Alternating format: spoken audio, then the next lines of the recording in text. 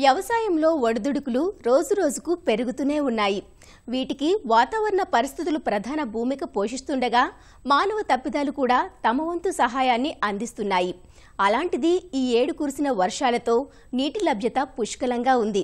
దీంతో చాలా సంవత్సరాల తరువాత రెండో పంటగా వరిని బేషుగ్గా సాగు చేసుకోవచ్చంటూ తీపి కబురును మోసుకొచ్చారు వ్యవసాయ శాఖ వారు.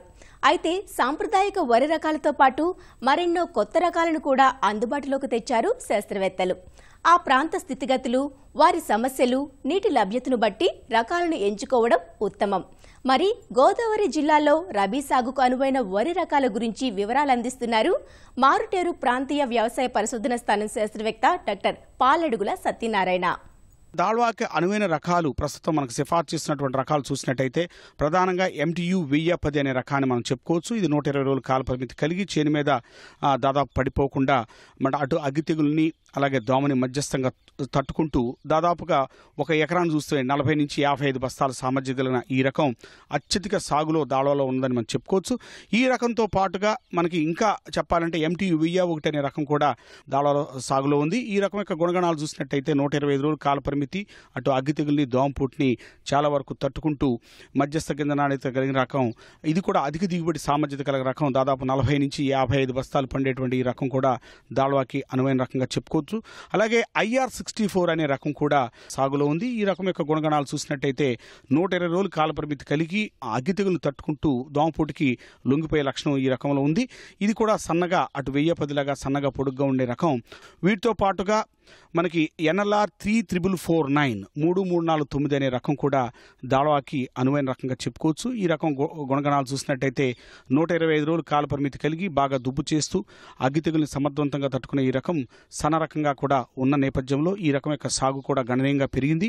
ఇక కాకపోతే ఈ రకంలో ఏంటంటే లోపం చూసినట్టయితే మనకి ఈ రకం దోమపోటుని అంతగా తట్టుకోదు. దాన్ని గ్రహించి దోమపోటు నివారణకు చర్యలు తీసుకుని ఈ రకం కూడా సాగు చేసుకోవచ్చు. గత 2 సంవత్సరాల నుంచి విడుదలైనటువంటి రకాలు చూసినట్టయితే మొట్టమొదటిగా జాతీయ స్థాయిలో మార్కెట్ ప్రస్థానం స్థానం నుంచి 8 రాష్ట్రాలకు అనువైన రకంగా మనం విడుదల చేయడం జరిగింది. ఈ రకం MTU 1153 చంద్ర అనే పేరు మీద విడుదల చేయడం జరిగింది. ఈ రకం యొక్క లక్షణాలు చూసినట్టయితే 115 రోజుల నుంచి 120 రోజుల కాల పరిమితి కలిగి ఉండి చేను మీద పడిపోకుండా అటు దోమపోటుని, అగ్గి తెగుల్ని, ఎండాకు తెగుల్ని సమర్థవంతంగా తట్టుకుంటూ 1010 లాగా సన్నగా పొడుగ్గా ఉండి గింజరాలిక బాగా తక్కువ కలిగి ఉన్నటువంటి ఈ రకం మనకి అటు పచ్చి బియ్యానికి అటు ఎక్స్పోర్ట్కి ముఖ్యంగా అనువైన రకంగా కూడా మనం దీన్ని చెప్పుకోవచ్చు. దీని దిగుబడి సామర్థ్యం చూసినట్టయితే 45 నుంచి 65 బస్తాల దాకా ఉండే ఈ రకం చేను మీద పడిపోకుండా గింజ రాలిక లేకపోవటం వల్ల, కాండం దృఢంగా ఉండటం వల్ల అటు వెదజల్లు సాగుకి అలాగే మిషన్ ఊడుపుకి అలాగే మిషన్ కోతకి కూడా అత్యంత అనువైన రకంగా మనం చెప్పుకోవచ్చు. ఈ రకంతో పాటుగా MTU 1121 అనే రకం కూడా విడుదల చేయడం జరిగింది.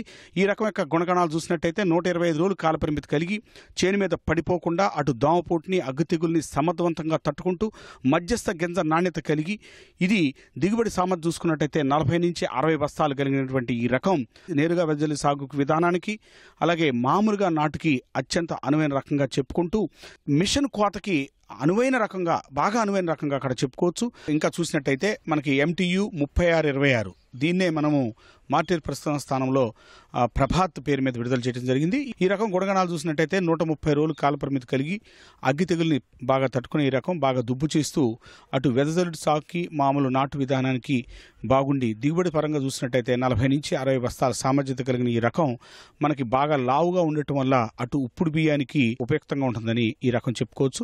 దీంతో పాటు ఈ సంవత్సరం మనం MTU 1156 అనేటువంటి రకాన్ని కూడా మనం విడుదల చేయడం జరిగింది. ఈ రకాన్ని తరంగిణి పేరు మీద విడుదల చేయడం జరిగింది. ఈ రకం అటు 1010 MTU 1181ని సంకరపరిచి అభివృద్ధి చేసినటువంటి ఈ రకం 120 రోజులు కాల పరిమితి కలిగి చేను మీద పడిపోకుండా అటు దోమపోటుని, ఎండాకు తెగుల్ని, అగ్గి తెగుల్ని సమర్థవంతంగా తట్టుకుంటూ గింజ రాలిక బాగా తక్కువ కలిగి ఉండి బాగా సన్నగా పొడుగ్గా ఉండి అటు ఎక్స్పోర్ట్కి అలాగే పచ్చి బియ్యానికి కూడా అనువైన ఈ రకం కూడా చాలా అనుకూలంగా మనం చెప్పుకోవచ్చు. దీన్ని మనం అటు 1153 కానీ ఇటు MTU 1156 కానీ ఈ రెండు అటు MTU 1010కి పర్ఫెక్ట్ ప్రత్యామ్నాయం అని చెప్పి మనం చెప్పుకోవచ్చు. ఏదైనప్పటికీ ఇప్పుడు మనం సిఫార్సు చేసినటువంటి ఈ రకాలన్నీ కూడా దిగుబడి సామర్థ్యంతో పాటు సాగు ఖర్చు తగ్గించేటువంటి నూతన కొత్త వంగడాలు కూడా మార్టెర్ ప్రసన్న స్థానం నుంచి మనం విడుదల చేయడం జరిగింది.